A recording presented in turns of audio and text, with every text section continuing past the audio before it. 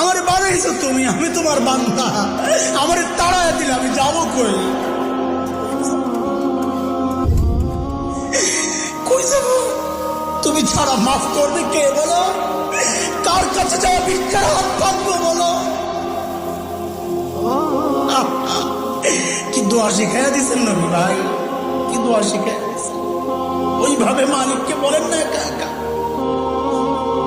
তুমি আমার রব, আনতা রব্বি, আনতা রব্বি, আর কেউ না।